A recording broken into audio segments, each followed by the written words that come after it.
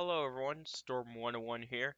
Today we'll be looking into the severe weather across the Arctic region and portions of the eastern United States, like the Deep South, the Tennessee Valley, even the lower Ohio Valley as well here. Friday so far is looking to be the worst day out of Saturday. Saturday looks like it's calming down a little bit. Um, so we're going to first get started with the SPC outlook here. So this is day one. I want to very quickly zoom in. I do have my forecast out as well. So day one, not much of anything. Day two, not much of anything. But day three, however, we do have an enhanced risk for the western portions of Texas, southwest portions of Oklahoma. Not hold on, I got that backwards. Eastern Texas, western Louisiana, southwestern portions of Arkansas, and southeastern portions of Oklahoma there, with a slight risk surrounding that extending all the way up into Missouri and even portions of Mississippi, with a marginal risk surrounding that. So, what do we expect for Friday? Well, for Friday, I do expect damaging winds to be the primary threat. That's going to be the major threat out of the rest there. And for damaging, I'm not damaging. Large hail looks to be it's gonna be a little bit of a lower end threat on this one here. Probably the lowest threat out of the rest here. Probably more than likely for hail will be in Texas. Well, kind of in the enhanced risk region, but not really Louisiana. And as well as for tornadoes, which I'm pretty sure what everyone's probably want to know if there's going to be tornadoes. Yes, there will be tornadoes, but we are not going to be sure how many there will be. And we just got percentages for you guys here. So basically, for enhanced risk, the tornado risk would be 10%. 5% will be slight risk. 2% will be marginal. And the tornado risk is there. Now, there could be a couple strong ones out there. I would not doubt for a strong one or two. So, and we'll have supercells out there as well. Um, and then wherever that cold front gets closer, it will start to move very quickly. And then you got squall line of strong to severe thunderstorms there. So I would not be surprised if they upgrade this to a moderate risk here. And let's go ahead and move on into uh, Saturday. Your severe weather risk does push off to the east here. You got a 30% enhanced risk for portions of Florida, Alabama, Mississippi, and Louisiana. Meanwhile, for the 15% area, it does include portions of Tennessee, Georgia, and up into Kentucky there. Pretty much the very similar outlook like it was yesterday, just not that many changes for the outlook from yesterday there. Uh, so again, same threats, but I believe the tornado threat will be lower this time here. The damaging winds will take over pretty much all of the threats there. Same thing for large hail. It's going to be lower, so the best chance of supercells will be in that 30% area there. Now my forecast is a little bit different, which I'll show you guys. But right now, so let's start off with Friday or day three. I do have a moderate risk for severe weather for portions of Texas, Louisiana, Arkansas, and Oklahoma there. That's where I expect the damaging winds. So the supercells that can produce a few tornadoes, maybe even a couple of significant ones, or strong tornadoes, and even some of that large hail in there as well. And that enhanced risk there, very similar, but more for the damaging winds. Same thing for the slight risk and the marginal risk there. Um, so overall here, I got a pretty good idea. I'm more than likely going to keep it a moderate risk for now. I don't think this will be a high risk day, but what could potentially make it a high risk day is the damaging winds and not the tornadoes there, which I've never seen a high risk for damaging winds before. which I kind of doubt it. We're going to see a high risk on Friday here, so don't worry about high risk here. But we'll see if any major changes could lead to that. But at this time here, I don't see a high risk happening here. Now, day 4, which is Saturday here, you can see I have about 30% further south, a little bit further south here. It does include very similar areas like the SPC had it. So what's going on here is that where the K values are higher and you got the higher tornado probabilities are going to be in that 30% area. Now, what's the deal with the 15% up into Tennessee and Kentucky? Well, that's for the damaging winds there. The damaging winds is basically a 50%, which is a slight risk there. And if you kind of look on future radar, which I'll show you guys that in a moment, or some auto runs, they kind of show it as a tits line. And wherever I look to a scooties or forecast outlets there, it does show some areas could have some damaging winds there. So, and even without thunderstorms, it's going to be very windy as well for most of these areas here. So, wherever we get into day 3 here, I'm pretty sure my graphic will be very similar to this here. Uh, Haven't really seen too many changes to day 4 here, but you can also see there the tornado threat's a little bit lower, safely for the large hail. The damaging winds will lead out of the rest there. So the best chance of supercells I'm predicting would be in the enhanced risk area there. For the yellow there, that's pretty much just for the squall line there. Now, there has been some changes for model guidance where the squall line here kind of dies down as it kind of reaches to a little bit on the eastern side of this yellow here, and even into the central yellow here, or even orange here. And especially for the south there, the balls are kind of indicated that squall line may die down before it gets there. It's going to be more scattered. And when you kind of have that type of event there, that's not really good news there. That could will be increased chance for supercells there. But we're going to see about Saturday there. And I want to give you guys something here. Now we can use the NAIA model here for Friday and Saturday here. So this is Friday evening here. Got your low pressure out in Oklahoma and Texas here. It's a little bit off screen there, but you can see there the squall line develops very quickly. It's safe for the low pressure system there. Starts to really deepen there. 1,001 millibars is not much there, but it will start to deepen as it gets a little bit down further down the road. You can see there that squall right there looks kind of intense there. And I think what's happening here is that you can tell here the squall line really dies down as it kind of reaches towards the Alabama Georgia state line, even to portions of eastern Tennessee and eastern Kentucky there. I think that's gonna deal with the winds up in the atmosphere, 500 millibars. With those winds there, it kind of has calmed down a little bit up here. That's what's going to keep these storms here going, is those strong winds way up in the atmosphere there. That's what's going to keep these storms building up. And I believe the change of wind direction here kind of makes the rain out ahead of the storms here, but I do believe still we can see some strong to severe thunderstorms in any of these areas here, like in Kentucky, Tennessee, Alabama, Georgia, Florida, and Mississippi and Louisiana there. No doubt about it.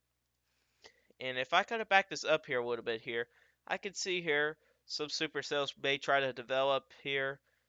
Now, keep in mind, this is not really a high-res model, but I'll probably show you guys today of 3KM, which is a little bit more high-res here.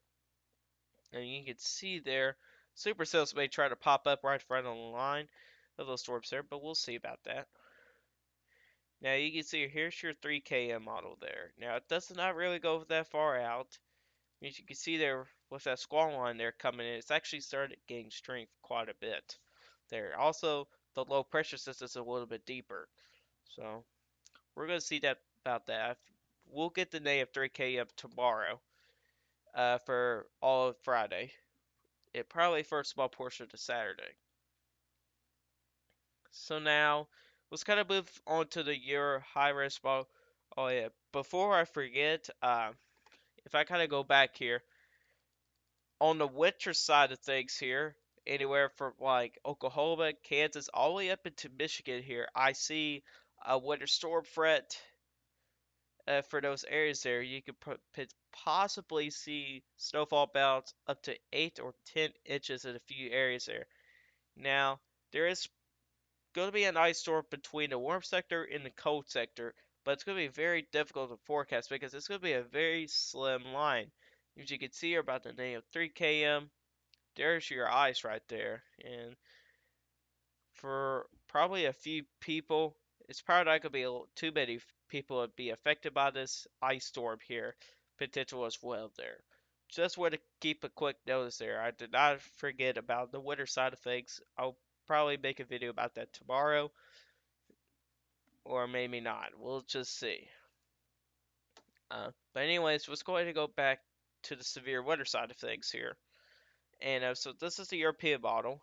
Now I got it placed over to the Ohio Valley, which I should probably move that to the south central United States here to kind of give us a better look. So right now there's a low pressure system up in the northwest here, and that's going to start deepening here. Now this is the bulk shear here, so that kind of adds on to the severe weather potential. And here comes your trough here. And it really starts to deepen there, and it starts to become a little bit of negative tilt.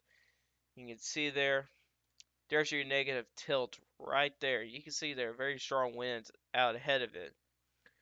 Now, all you really need is about uh, 40 to 50 knots for severe weather at 500 millibars.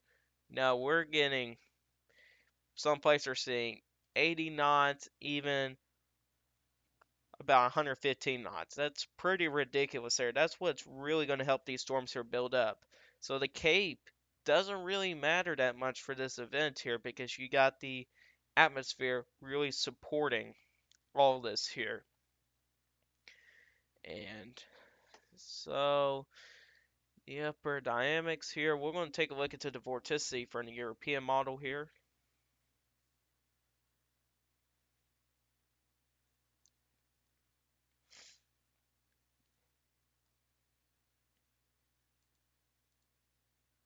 There it is. Sorry guys, my internet is slow currently.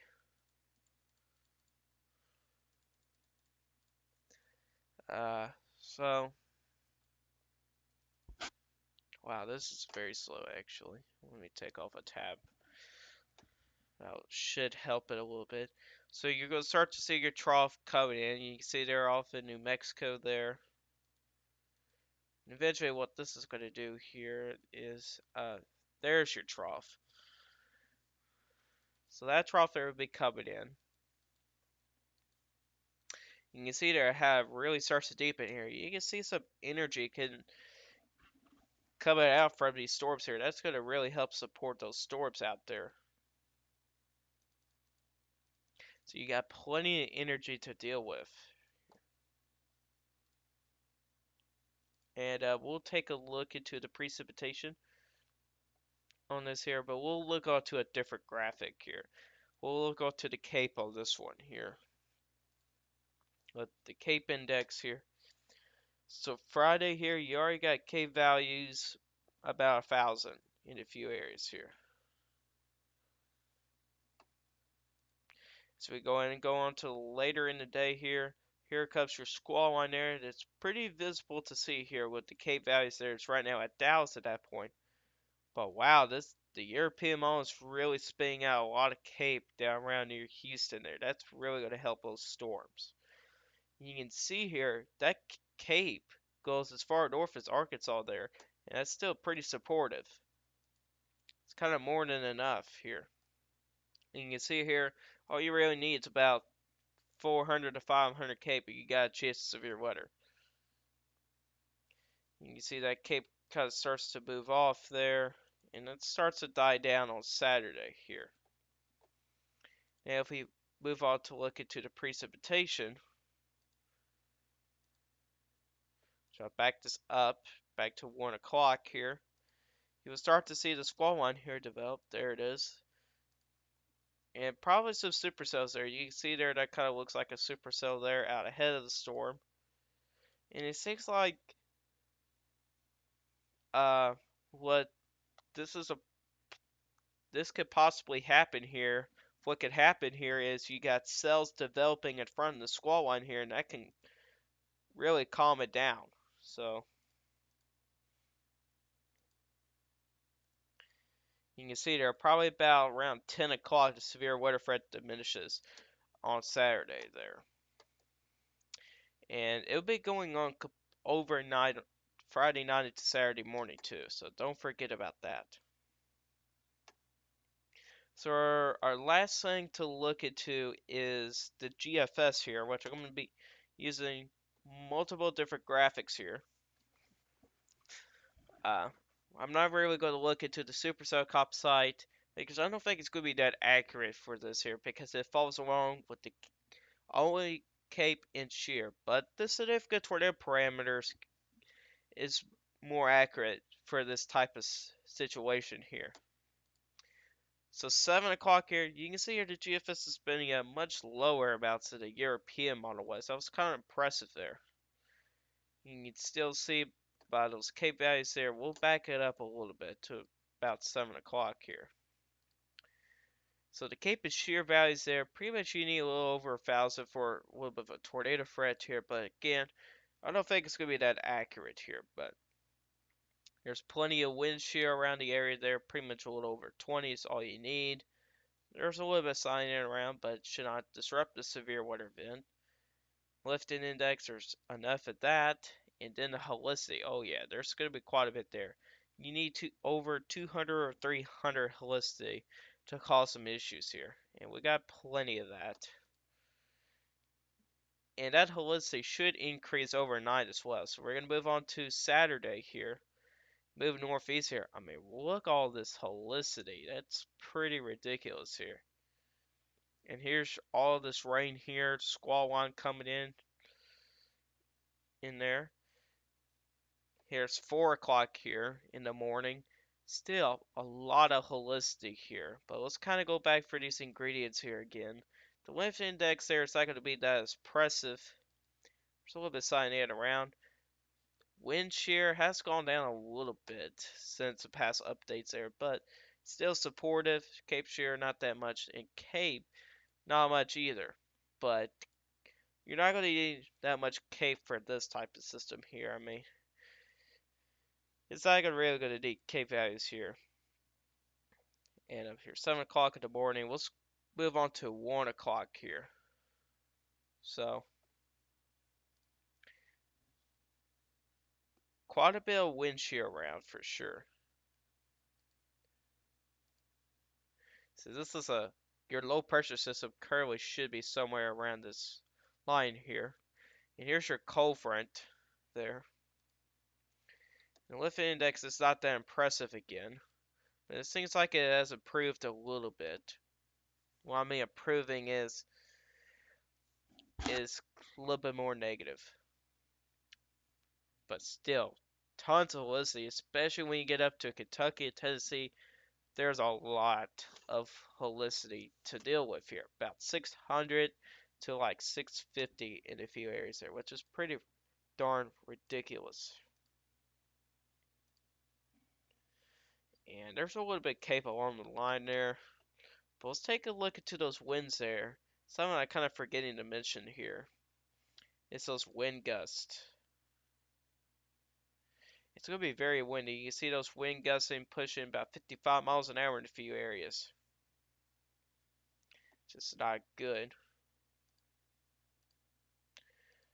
It seems like the windiest a day. Seems like it's not going to be that windy for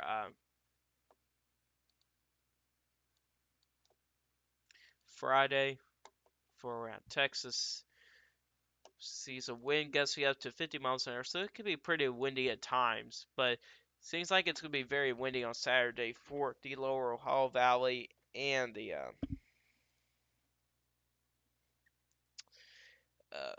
Tennessee Valley. That's what I was going to say.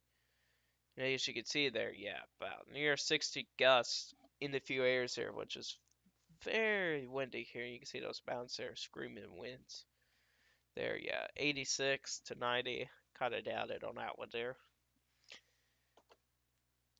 But, anyways, guys, I'm not going to end it here quite yet. I'm going to very quickly show you guys the NAM here really quick. We'll take a look at the significant tornado parameters here. Not the supercell cop side, but the significant tornado parameters. This kind of gives us an idea for tornado threat. This will be the last one we take a look into. As you can see there, it's pretty high there. As it kind of into Texas here. Yeah, about 7 there. So I'll say there's possibly going to be some tornadoes along the squall line there. Now, I've just learned from Weather Now, I thank a lot to him, and I know how to indicate damaging winds on these SCUTs and damaging wind, not damaging winds, but forecast soundings here. So you kind of have to really focus on the green line and the red line here. So for example here, it does show a little bit of a damaging wind threat here, but it's not too serious. It's kind of a little bit above the surface there. But look over here, the affected layer STP. Wow.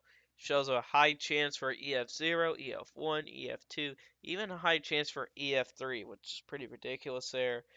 And even gives a chance for EF4 plus there. And that's at a 6.5. So that's a pretty decent chance. So in that area there, in the surrounding areas there, you have out of 11, a 6.5 chance here. Or I'll say out of 10, probably about 6 out of 10 chance here for seeing a tornado in a 25-mile radius, I would say there at best. There.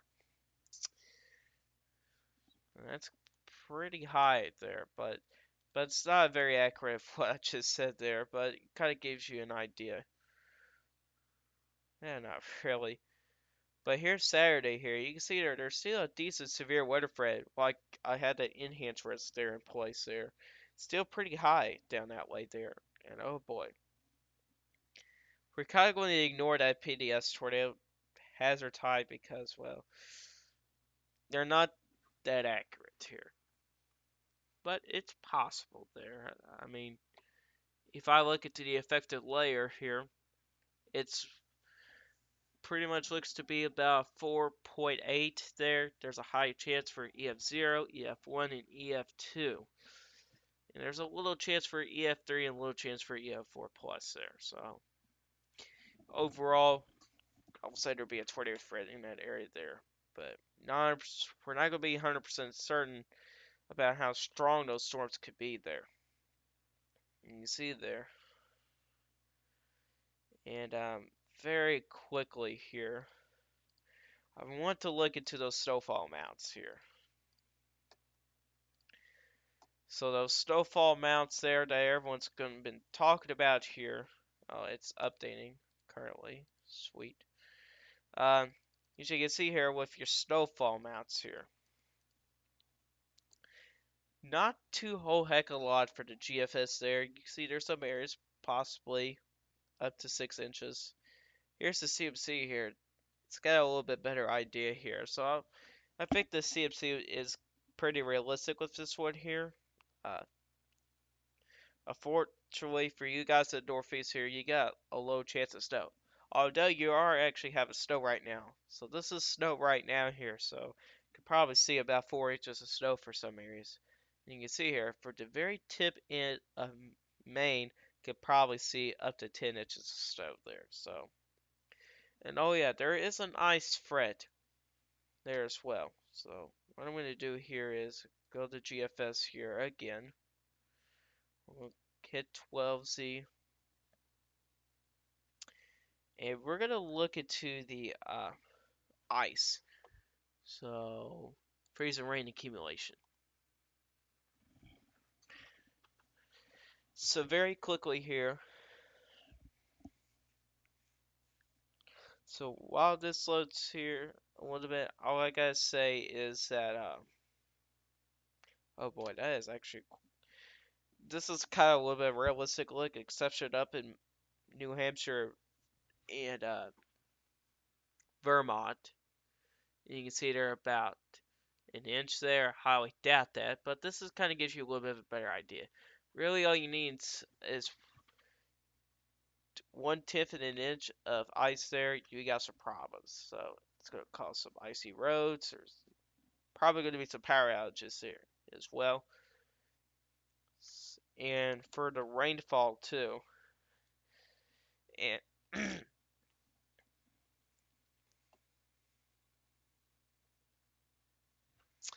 so we'll kind of let this load here. So overall, this system here is going to bring in a lot of problems. It's going to bring a decent amount of severe weather. It's going to bring in some flash flooding, as you can see here. Rainfall amounts could be up to 5 inches in a few spots there. And that's a realistic look there of what could happen there. And also as well as an ice storm threat a little bit, and also as well as a winter storm threat with this here. Seems like the winter storm potential has kind of gone down a little bit. And same thing for the ice here. It's probably because the low pressure itself is not as deepened like the models were in the past couple of runs. So if you got a low pressure system that's not that deep, you're not going to get as much activity for severe weather or flash flooding or even snow or ice. But again, overall, just be careful in the Arctic, the Deep South, the Tennessee Valley, just pretty much the almost the entire eastern United States here, pretty much here. I mean, this is gonna be a really big system. Probably expect me to have a little bit of an update tomorrow. So this is our guess. I kind of messed that up a little bit, but anyways, guys, this is our guess for you guys today. Hopefully, you guys enjoyed this severe weather update. If y'all did like this video, hit that like button. If you really do like my channel, hit the subscribe button, hit that bell notification so you never miss an upload. If y'all guys got questions about this, you can put it in the comment section down below. I'll answer you guys questions. I'll see you guys in the next video. Goodbye.